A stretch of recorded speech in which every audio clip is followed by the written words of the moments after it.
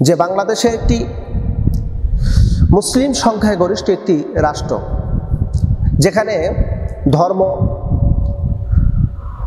মানুষ মানবে এবং মানার ব্যবস্থা করতে হবে, যেখানে মানুষগুলো সবাই ইসলামমুখী হবে, সবাই ইসলামী আইন অনুযায়ী দেশটা পরিচালিত হবে। কিন্তু এই দেশ চলতেছে উল্টো পথে। যদি এই বিষয়ে কথা বলার মূলত কোনো ইন্টারেস্ট ছিল না, কিন্তু কিছু হলুদ মিডিয়াকে লক্ষ্য রেখে কিছু কথা না বললেই নয়। আমরা জানি আমাদের দেশের একজন চলচ্চিত্রের শিল্পী, তার নাম হলো শাকিব খান, শাকিব। তো এই শাকিব একটা সিনেমা করেছে, সিনেমাটার নাম সম্ভবত তাণ্ডব হবে, তাণ্ডব সিনেমা হবে। এই সিনেমাটা মুক্তি পাবে নাকি ঈদুল আজহার দিন, এবং সেই দিনই বাংলাদেশের বিভিন্ন জায়গায় এগুলো নাকি দেখানো হবে। অনলাইনে টিকিট বিক্রয় শুরু হয়েছে ঈদের দিন থেকে শুরু করে। আমরা যেটা লক্ষ্য করে দেখলাম, ইলেকট্রিক মিডিয়া এবং প্রিন্টিং মিডিয়া এটার প্রচারণা ব্যাপক আকারে চলতেছিল, প্রচারণা চলতেছিল। টিকিট অনলাইনে বুকিং হয়ে গেছে।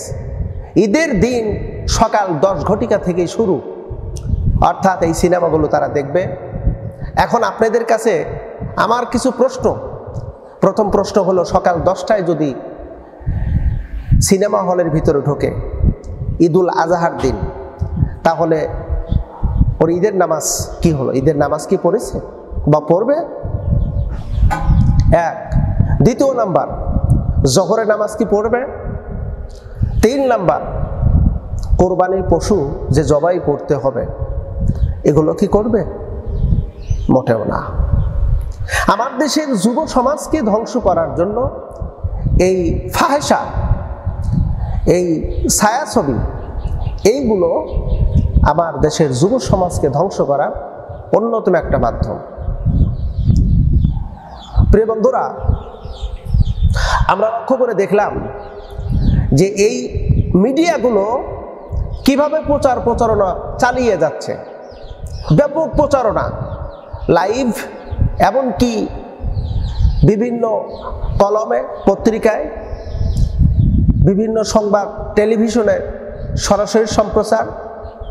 তাণ্ডব সিনেমা আসতেছে, 1 মাস আগে থেকে প্রচার।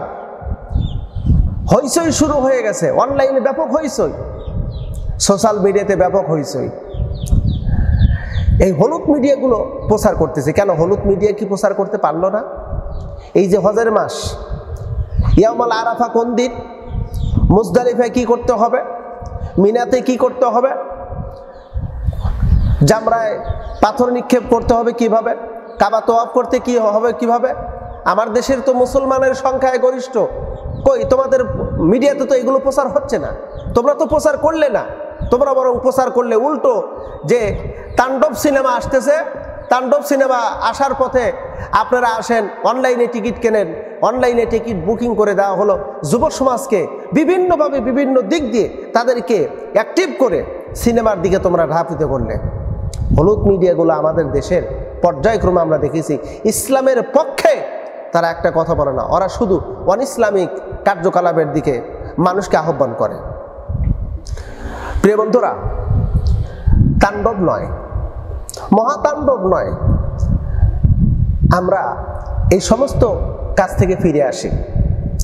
এই যে আমি ছোট্ট একটা স্কিপ যেটুকু আমি দেখলাম, যে সেখানে ছোট্ট ছোট্ট বাচ্চারা, মানুষেরা এই ছবি দেখতেছে আর আবেগ প্রবণ হয়ে বিভিন্ন জন বিভিন্ন কথা বলতেছে, সেটা মিডিয়া আবার রেকর্ড করে সেটা পাবলিক করে দিচ্ছে।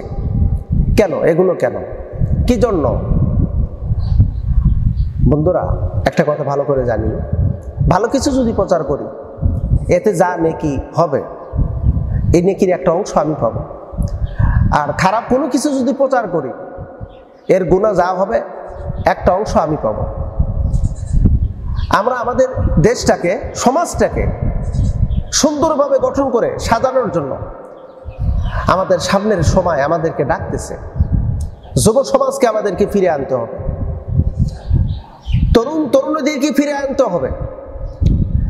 এই দেশটাকে নতুনভাবে সাজাতে হলে যুব সমাজকে আগে তৈরি করেন, প্রস্তুত করেন। অশ্লীল ফাহেসা বিভিন্ন অনৈতিক কাজ থেকে তাদেরকে ফিরে আনেন। আর এই যে তাণ্ডবপন, মহাতাণ্ডবপন, সেটা এগুলো দেখে শুধু যুব সমাজ ধ্বংস হয়ে যাবে, সব ধ্বংস হয়ে যাবে। আমরা দেশটাকে সুন্দরভাবে সাজাতে হলে কোরআন সুন্নাহর বিকল্প কোনো কিছু নাই।